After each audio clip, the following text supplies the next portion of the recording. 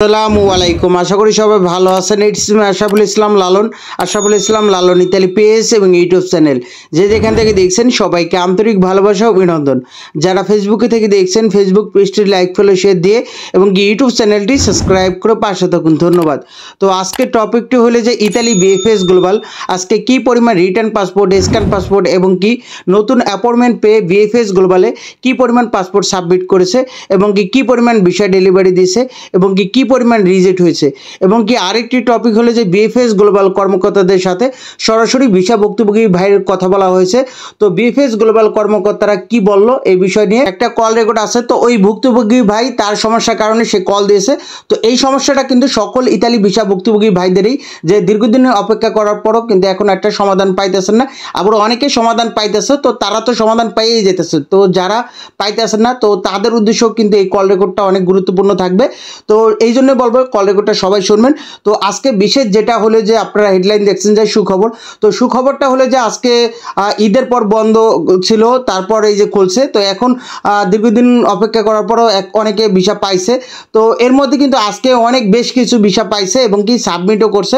তো এই জন্য আসলে যারা ভিসাগুলো পাইতেছে তাদের জন্য সুখবর, এবং কি যারা পাইতেছে না তো তাদের জন্য সান্ত্বনা দেওয়ার মতো ওরকম কিছু নাই। অবশ্যই আপনাদের অপেক্ষা করতে হইব।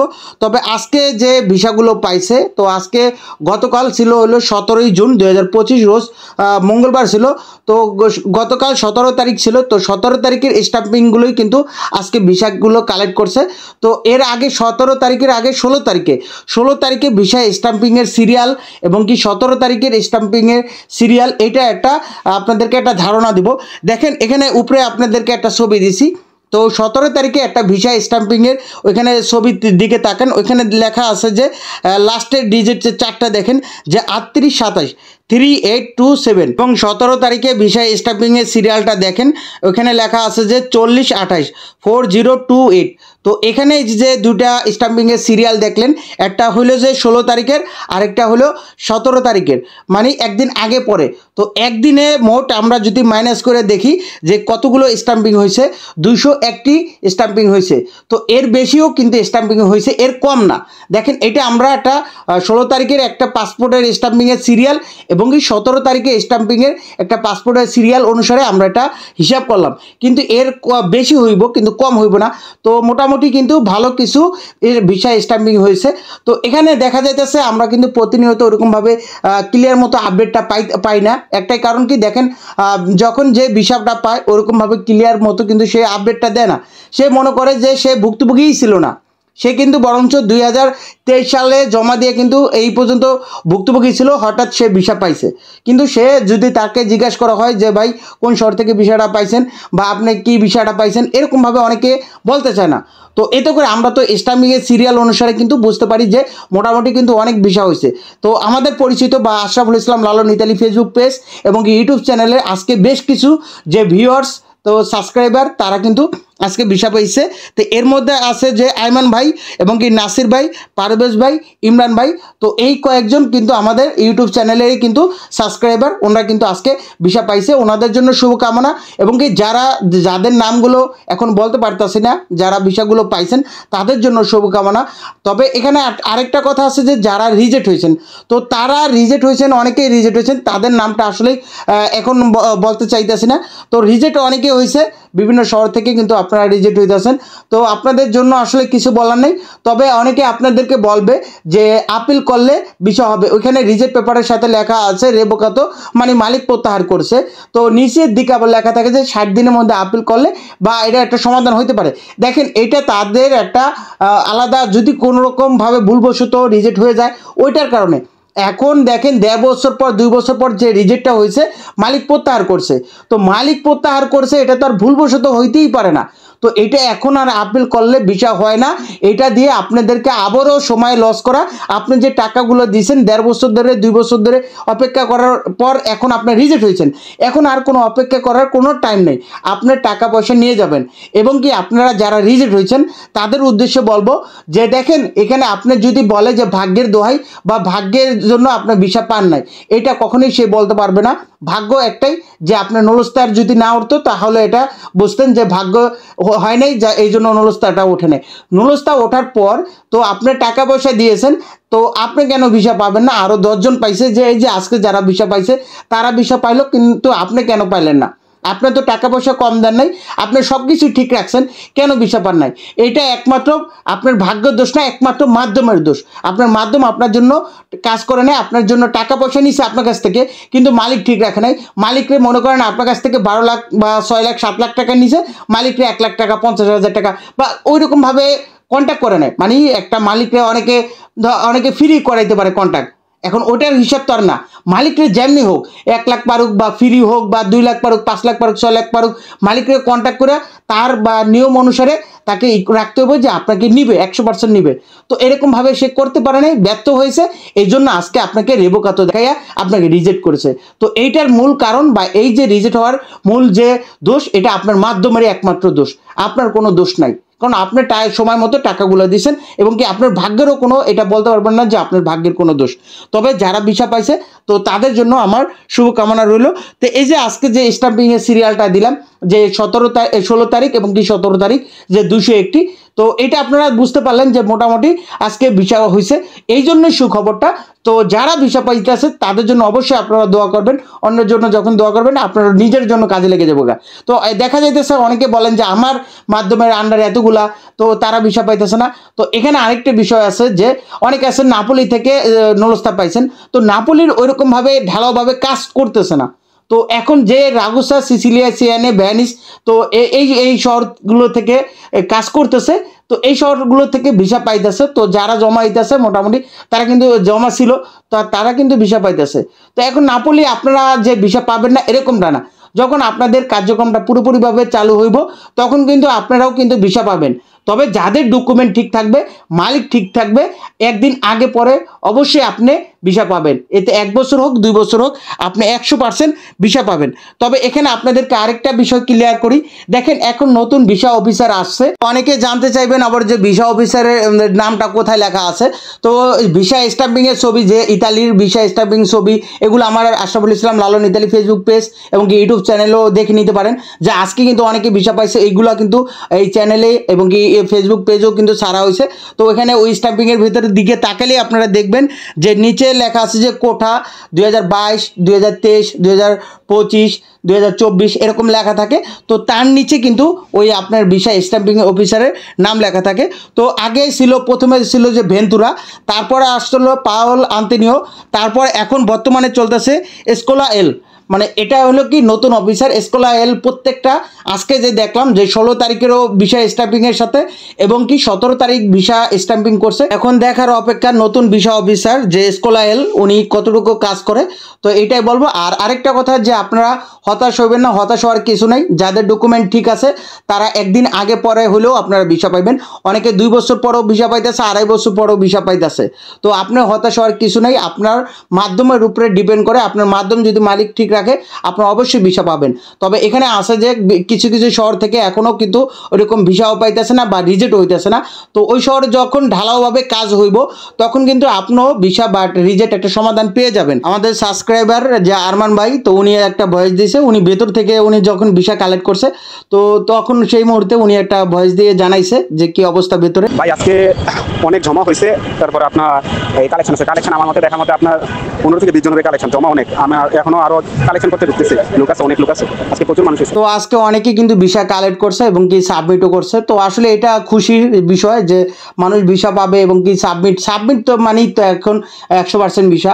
তো অনেকে সাবমিট করছে, তারাও কিন্তু ভিসাগুলো পাবে। তবে আপনাদের মধ্যে যারা রিটার্ন পাসপোর্ট এনে পুনরায় আবার মেন পাসপোর্ট বই সাবমিট করেন, আবার স্ক্যান পাসপোর্ট জমা দিয়ে পরে আবার পুনরায় মেন পাসপোর্টগুলো সাবমিট করেন, তো সাবমিট করা মানে তো 100% ভিসা। তো সাবমিট করার পর হয়তো আপনারা অনেকে দেখছেন যে আগে 10 থেকে সর্বোচ্চ 15 দিনের মধ্যে কিন্তু আপনারা আবারও রেডি ফর কালেকশন SMS দিয়ে আপনারা ভিসা কিন্তু কালেক্ট করছেন।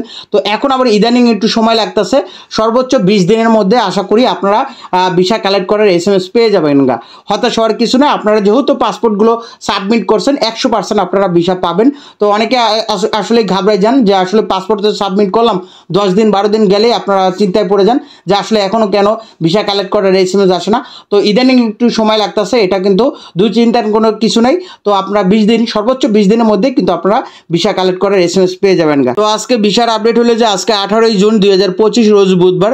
তো আজকে মোট রিটার্ন পাসপোর্ট, স্ক্যান পাসপোর্ট এবং কি নতুন অ্যাপয়েন্টমেন্ট পেয়ে বিএফএস গ্লোবালের পাসপোর্ট সাবমিট সংখ্যা ছিল 40টি প্রায়, মোট রিজেক্ট সংখ্যা ছিল 15টি প্রায়, মোট ভিসার সংখ্যা ছিল 72টি।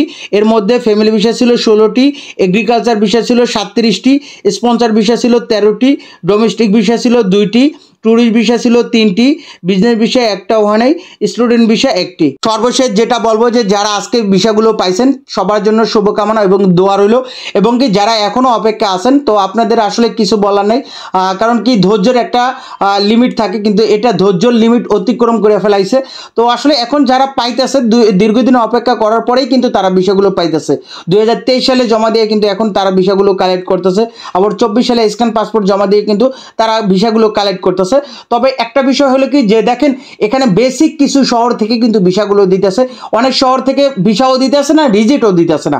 তো আপনারা যেহেতু ভিসা ওই শহর থেকে কাজই করতেছে না, তো ওই শহর থেকে যখন কাজ করবে আপনি তখন কিন্তু ভিসা পাইবেন বা রিজেক্ট হবেন, একটা সমাধান পেয়ে যাবেন। কিন্তু দেখেন এখন আমাকে আপনারা বলতে পারেন দেখেন আমাদের শহর থেকে কাজ করতেছে না কেন, এইটা বলার বা এইটার উত্তর কেউ দিতে পারতেছে না।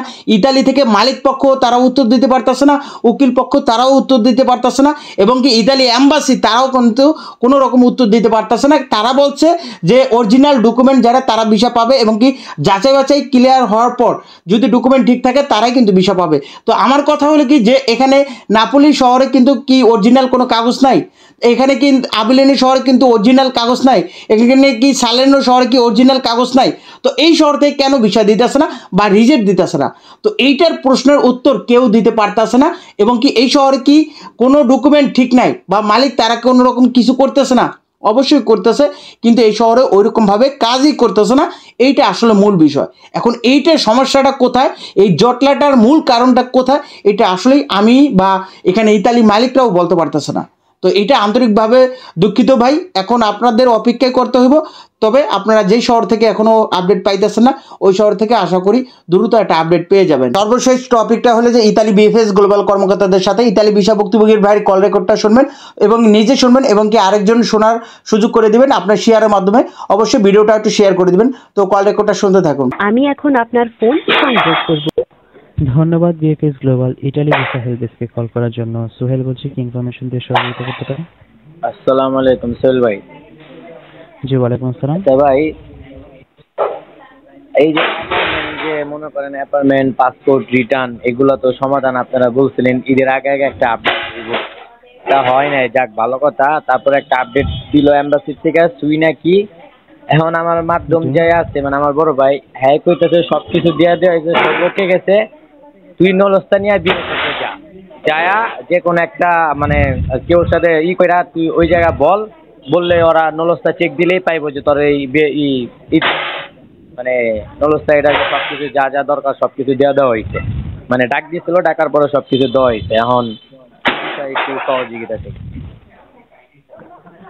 জি ভাই, ডকুমেন্ট সাবমিশন করা হয়েছে, কাইন্ডলি আমাকে বলবেন আরেকবার।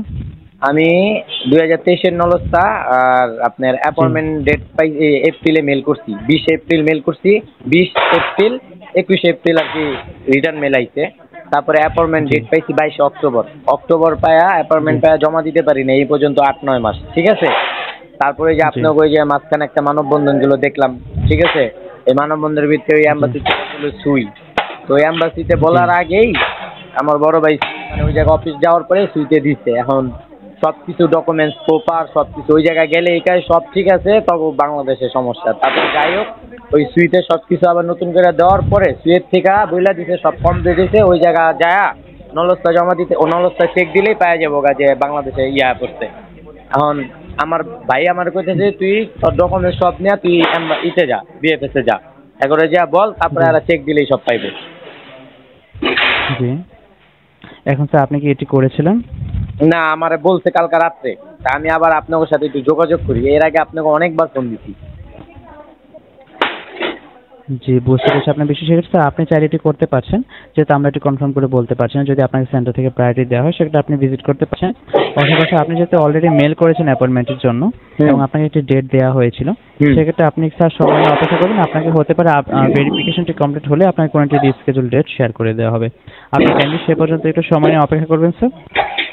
এখন বলা তো হয়েছে সুইট থেকে আপডেট করে লইয়া জমা দিতে। এখন সুইট থেকে আপডেট করছি সব ডকুমেন্টস অনলাইন যা যা আছে, মানে বাংলাদেশে যা যা করার দরকার তাই করা হয়েছে। মানে আমার ভাই কইতাছে তুই একবার যা, তারপর আমাদের যা যা দেখ কি কয়, এরপর আমি দেখতেছি আবার। সেক্ষেত্রে আপনি সেন্টারে ভিজিট করতে চাচ্ছেন, তাই তো? ওকে স্যার, বুঝতে পেরেছি আপনার বিষয়টা। আপনি চাইলে তো সেটি করতে পারছেন, এটা আপনার উপর ডিপেন্ড করছে, বাট আমরা সেটা কনফার্ম করে বলতে পারছি না, তার জন্য আন্তরিকভাবে দুঃখিত স্যার।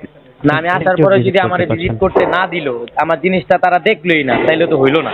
যেমন আমি আসলাম, আমি তারা ভাঙ্গা কইলাম ভাই এই সমস্যা, তারপরে হ্যাঁ চেক দিল। যদি আমার এই সাইডে মনে করেন কমপ্লিট হয়ে যেত তার কোনো কথাই নেই, কথাটা বুঝেন না?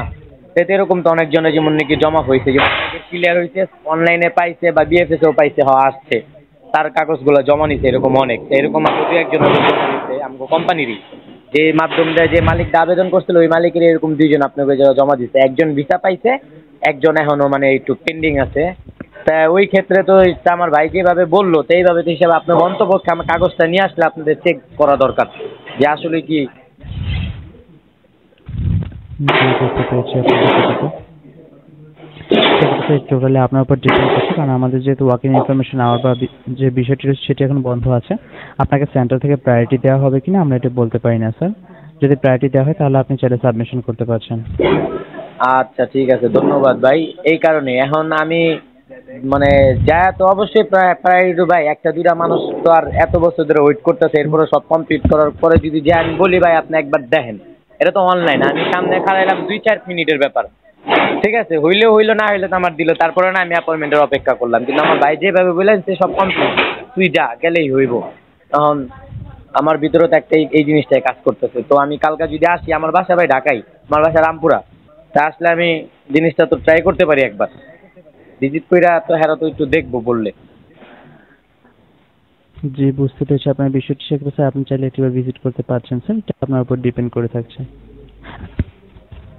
ভিজিট করার পরে এর আগে তো একদিনকে গেছিলাম এইভাবে খোঁজ নেওয়ার জন্য, ঢুকতে দেয়, কিন্তু এমনি তো অনেকে ঢুকে।